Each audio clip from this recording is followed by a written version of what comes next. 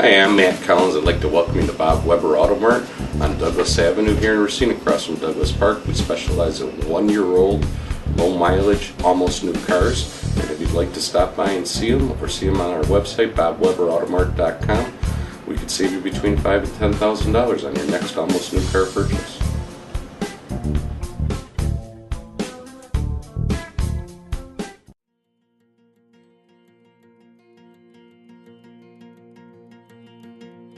I'm Michael Burke, and this is Money Talks.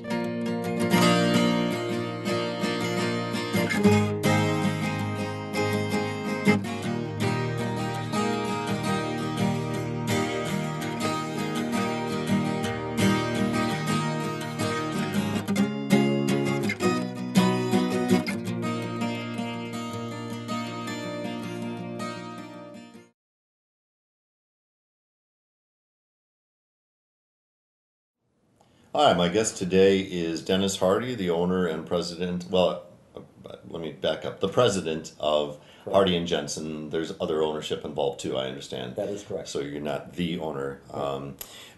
We are here at Hardy Jensen, 6525 Washington Avenue, I believe. That's correct. You're right across from what? Stein's Garden Center is what we say, next Yeah. to the Fairfield Inn. Yeah, and this consists of a converted home you're explaining to me, and it's really beautiful now. We're sitting inside of a cathedral style sunroom. That's correct. And you guys specialize a lot in sunrooms, and we'll get to that. Why don't you, Dennis? Why don't you tell how you got started in this business, and then when did the company come along? Sure. I got started back in high school. It was a delivery and cleanup job. Was very interested in being a carpenter. You mean construction? Construction, Mm-hmm. yeah, for an existing company, a remodeling company, home improvement company at that time. And just when I was getting out of high school, instead of going to the apprenticeship program, there's a gentleman, Mr. Jensen, working in installing siding, and I asked him if there was an opportunity for me to work with him, and we kind of hooked up back at this other company. So we worked at a previous company for a while, then started our company in 1992. I like how you called him Mr. Jensen, still like you're just out of high school. Actually, Ed Jensen and I are best of friends. He's the best man at my wedding, and been great business partners, but he's now currently retired. Yeah. So you've been in the business a long time, and the reason that I wanted to get you on the show is you've been in business long enough to really spot some trends and identify what you see as some trends in home remodeling and home improvement. So why don't we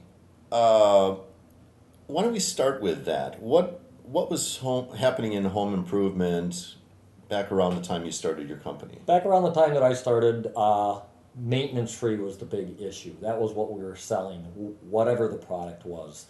It was typically residing a house or replacing some wood windows that were maybe deteriorating at that point. So it didn't have anything to do with energy savings like might be happening today, or it was mostly about somebody saying, hey, I don't want to paint my house anymore, what can we do? Yeah, interesting. Yeah, that's basically where the industry started. You ever see the movie Tin Man? Or hear the movie Tin Man? Yeah, and that gave home improvement kind of a bad name because guys would walk door to door, knock on doors, and say, we would side your house. And so, the industry kind of, and that was the infancy of the industry back then. So what was the next thing to come along then, do you think? The energy crisis. The energy crisis in the mid-'70s or late '70s was really the turning point kind of in the industry where instead of just replacing windows so that they were maintenance-free or easy to clean, then energy became a big concern back then. So people started turning to double pane windows. Double pane windows. Double pane like only was what we had back then. So just 2 panes of glass, eliminating the storm window or replacing wood storms and screens. That was a big thing back in the day. So, or we would just put an aluminum storm window on. So just something to make their life easier, but was starting on the very front edge of being conscious about energy. It's funny you mentioned the aluminum storm windows. I had almost forgotten about those, and those are not energy efficient at all, are they? Doesn't the metal Well, it's conduct better. the- It's better than well, metal conducts, but it's the dead air space that it provides in between. Okay. So And in the beginning, the double pane windows, did they have? I know today they have gases like nope, argon they started gas. out as just as two sealed panes of glass with air in between, Okay. and so they call that a thermal pane, and that's a trademark name yet today. Oh, So when did is it still argon gas in between? When did that come well, along? it could be argon or krypton. And Oh. those are two inert gases that are heavier than air. So Oh. argon is heavier than air, and krypton is about 100 times heavier than air. And so what that does is when you put that between the glass, it resists the air or the heat that can go through the glass. So you could be argon filled or krypton filled. And when did those come along? Krypton has been around for, I've done my house, I've had Krypton since 1999, so probably around the millennium turn Yeah. is when they became available. Triple pane then has been the latest trend, so 3 pieces of glass, double argon or double Krypton filled, that's really the premium end of the market. Oh, right yeah. now. You would mention too that at some point people started building these great room additions. Correct. When was the? That would have been, in the mid 80s, late 80s. People wanted extended spaces. They had a small family room on the back of the house, but they may have had 5 kids, and now they started having grandkids, and they needed a little bit bigger area. So that would have typically been a stick build, which we would call framed construction, great room, peaked room addition, off the back of that family room, taking the wall out in between and making a 20 by 20 or 20 by 25 space that everybody could gather around so that they could relax and enjoy everybody's company. With higher ceilings or just Yeah, standard ceilings? typically a peaked ceiling like this. Yeah. Yeah. And by the way, you said I forgot to mention we're sitting in a sunroom right now, Right. In your showroom, and this is a cathedral style. Cathedral style or peaked ceiling. Yeah. Correct. You also talk about aging in place when Right. when you look at trends. What do you mean by that? Well, there's 2 parts of that aging in place. Either somebody really wants to stay in their house. They might be late 60s, early 70s, and they've decided that, and the family has decided that we're going to make mom and dad, we're nearby, but they'd like to stay in the house that they've always been in. So they'll need to do some sort of upgrading to the house. The second part of that is they may decide that mom and dad is going to move in with them. And so the mother-in-law suite or some space for mom or dad is becoming very, very big now. So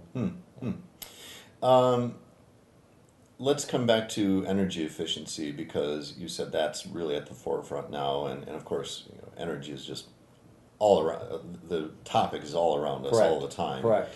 For cost reasons, for scarcity reasons, Right. and things like that. When somebody comes to you and they have maybe a 1950s home, let's say a Right. ranch home or something like that, and they say, "I just want to pay less to heat and cool my house." What's the number one? I would guess changing the windows would be usually the number one. Changing way. the windows and doors will, between the 2 of them can, you would lose between 30 and 50% of the heat loss of your house if you have old leaky windows and maybe just wood storm windows on there and just a hollow core front door that you can feel a lot of air draft and a bad threshold. Definitely. Air infiltration and energy efficiency of the glass are the 2 ways that you lose the most energy in your house.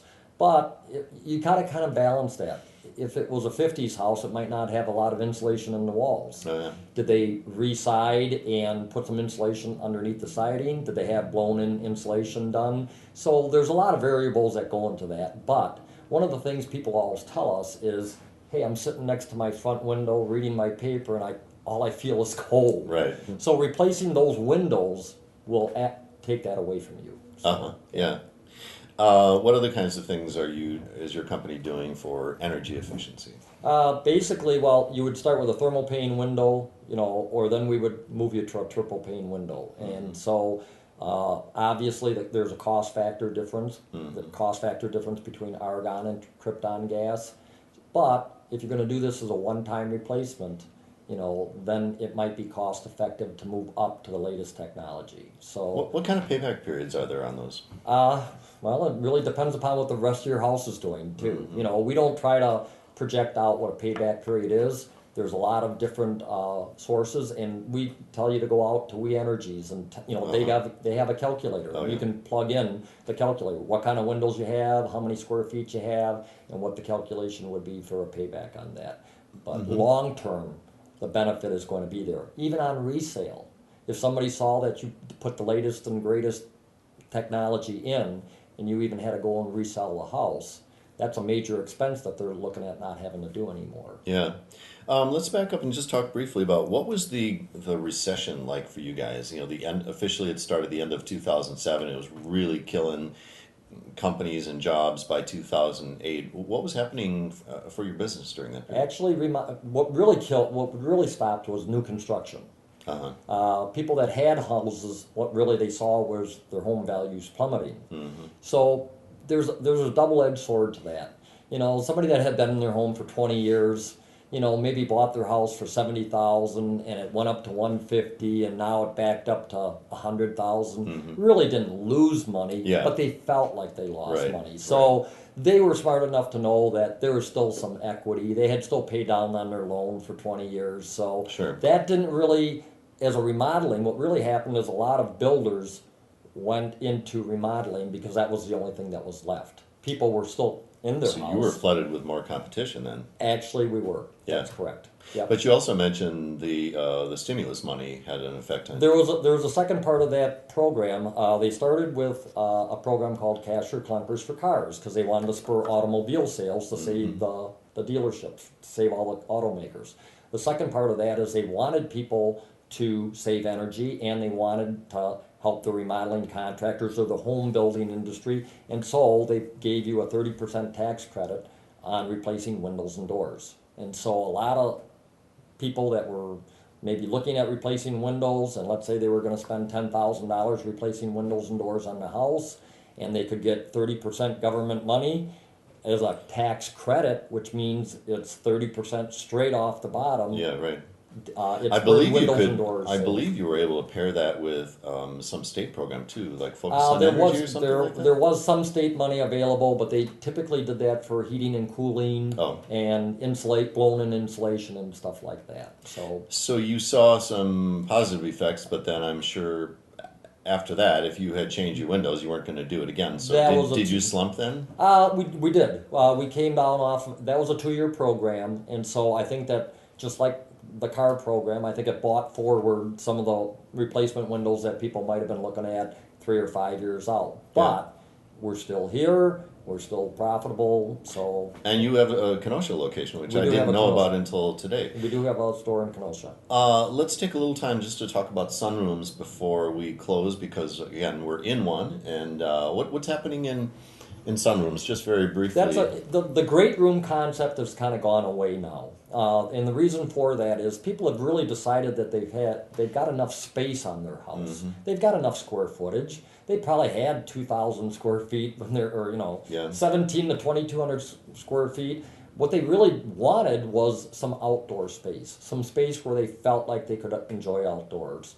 In Wisconsin, we get cloudy, cold, rainy, or we just get cabin fever. We just want to feel like we're outside. So that has led to the explosion of the sunroom addition onto the home, and that's really replaced the great room addition in our industry right now. And you talk about 3-season versus 4-season. What do you mean by that, and that's a good what point. Are most people choosing? The brand name of our product is called 4-season, and that could still be a 3-season room, or it could be a year-round room. And really, from a building department perspective, it's just whether or not we add heat into the room. You could still have a screen room or a single glass room. If you put heat into it, they're going to call it a 4-season room. But so we wouldn't recommend heating a single glass room. But obviously, if you put thermal pane and argon gas into it, you could use this, and we would say it would be a heat on demand. On occasions when you'd want to use it, at 20 below. But if somebody was coming over for Thanksgiving or Christmas or a Super Bowl party, and you wanted to go out there and use this room, which is all aluminum, so there's nothing really to worry about, no wood to deteriorate or rot, yeah, this becomes a very nice addition. And it becomes really an extended season room. 10 months out of the year, definitely. The other 2 months on demand. Yeah. All right. Well, I think we'll leave people with that thought. Dennis Hardy, president of Hardy and Jensen. Thanks for being with us on Money Talks today. Thanks to our producer, Greg Shaver, and thanks for watching.